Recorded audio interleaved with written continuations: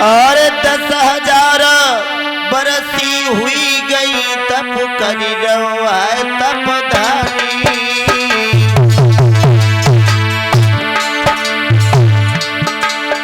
10,000 बरसी हुई गई रे तप करी रवा तपधारी।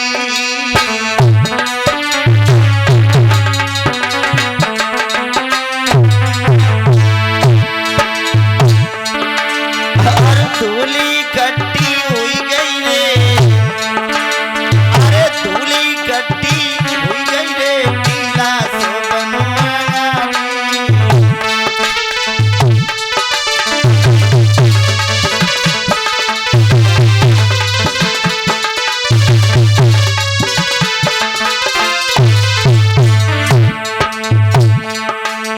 लेकिन महाराज भजन में संत वहे मशहूर टीला तो बन गयो यार ये बनी छा गई है धूली। भैया 10,000 बरसी हुई गई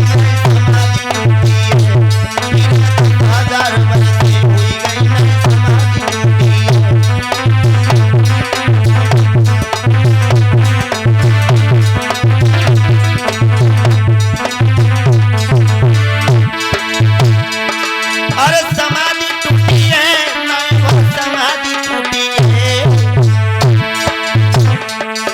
10,000 बरसी हुई गई समाधि टूटी है।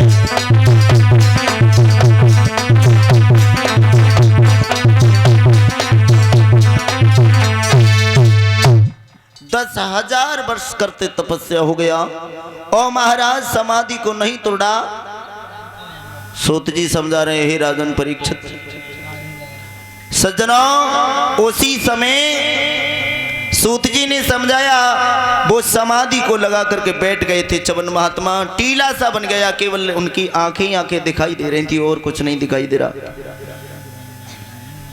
10,000 वर्ष की तपस्या की, लेकिन वो 12 वर्ष की सुकन्या घूमती गई उसी टीला के पास में जाकर के।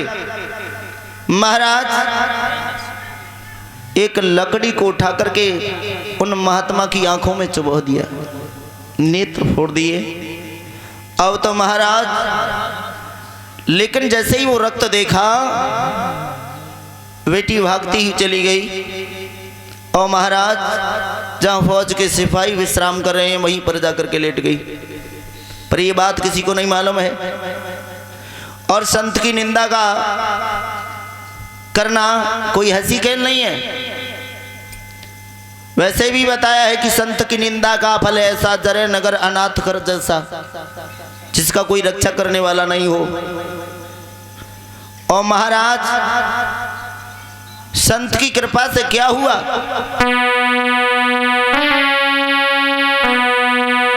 अरे जा पूरी रे भाई तीबी नारी,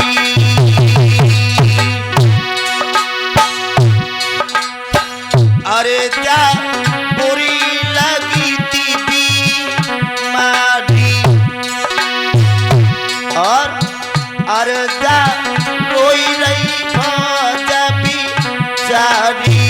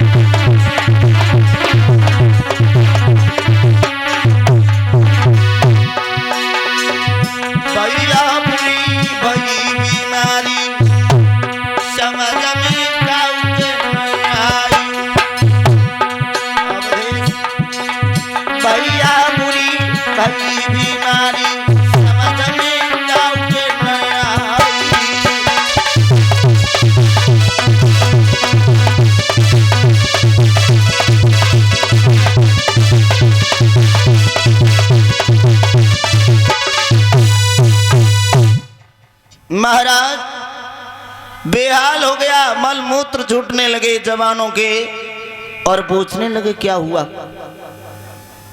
शरियाद ने पूछा, प्रमाण ये मिला। कहने का मतलब शरियात कहने लगे, हम जहाँ जाते हैं वहाँ शांति शांति नजर आती है, लेकिन जहाँ आश्रम पर आते हैं जो भी रोगी आता है वो निरोग होकर के जाता है। पर फौज के सिपाहियों एक बात बताओ, किसी ने कुछ अपराध किया है? लेकिन शरियात पर नहीं रोका गया। घूमते घूमते उसी टीला के पास पहुंच गए और जो रक्त बह रहा है देखा, ये किसने अपराध किया है?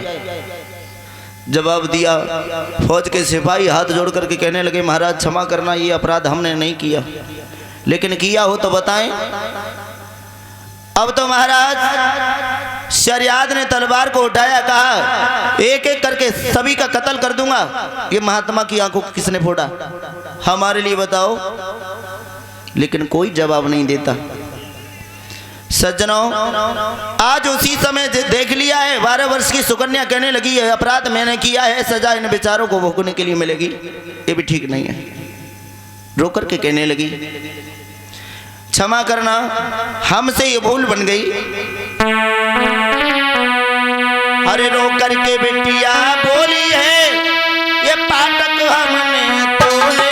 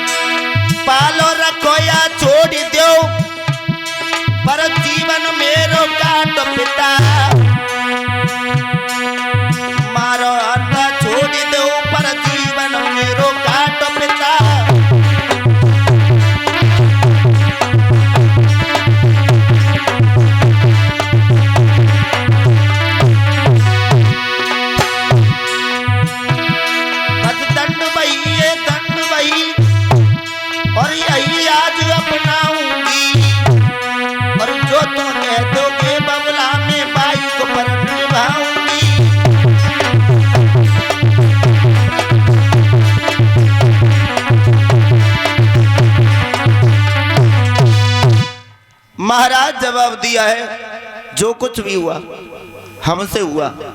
लेकिन शरियात कहने लगे, लड़की मैंने तो बहुत कुछ सोचा था, लेकिन तूने अच्छा नहीं किया। और महाराज मैंने तो ये सोचा था कि तेरी शादी किसी अच्छे घर में करूं, लेकिन तूने अपने हाथों से अपने पैरों में कुल्हाड़ी को जड़ लिया। पर कोई बात नहीं है, मैं तेरा रिश्ता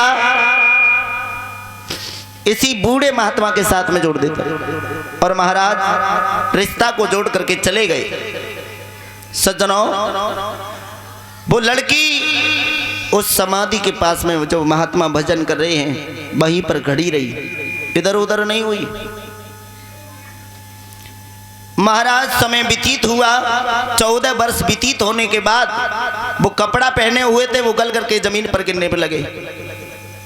सज्जनों, आज बिटिया ने पर धर्म को नहीं छोड़ा, खड़ी रही।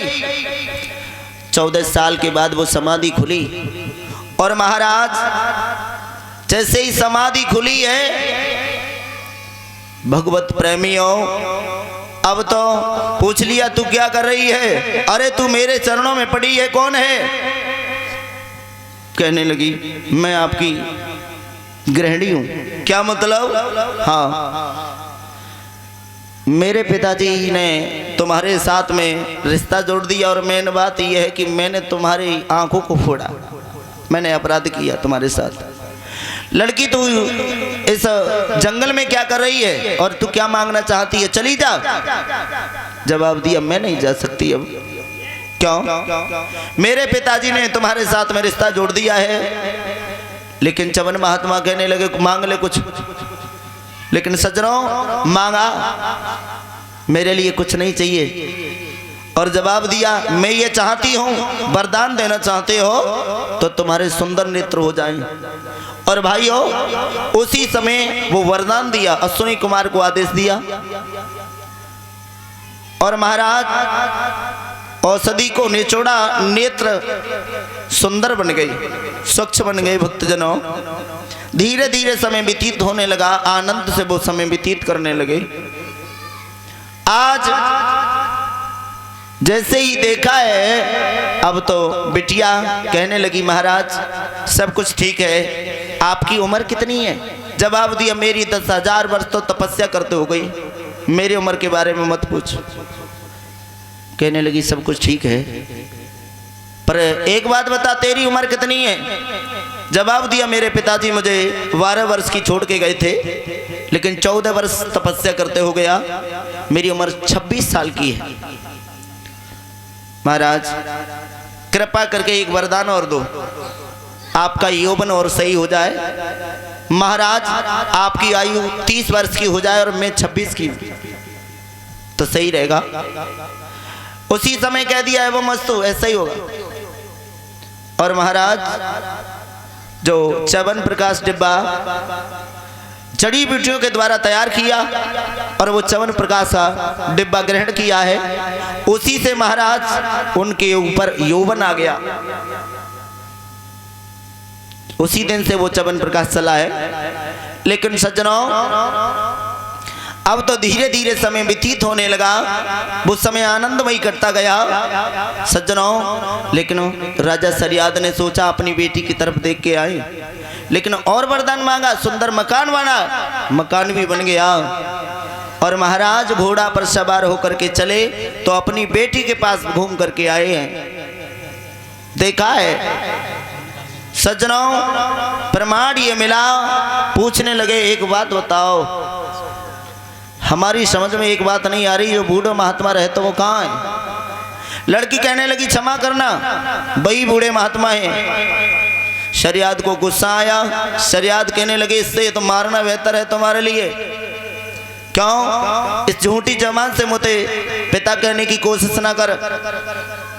सज्जनों लेकिन धर्म को नहीं छोड़ा, उस मार्ग पर टिकी रही, धन्य है। लेकिन उसी समय अश्विनी कुमार आए, उन्होंने कहा महाराज इन्होंने यज्ञ में भाग लेने का आदेश दिया, वो भी नहीं कराया है, लेकिन प्रमाण ये मिला उन्होंने यज्ञ का संदेह दूर करने के लिए उन्होंने साक्षात वाद को तैयार किया। क्यों? कि महाराज वास्तव में वही च्यवन ऋषि हैं ये। तब उन्हें मालूम पड़ा। सज्जनों और हमारे भारत देश में ऐसी महान बेटियां हुई हैं जिन्होंने अपने धर्म को नहीं छोड़ा। धन्य है ऐसी बेटियों को। बोलिए भक्तवत्सल भगवान की। यहाँ से कथा प्रसंग हमारे गुरुजी के द्वारा श्रवण करेंगे। एक कीर्तन है।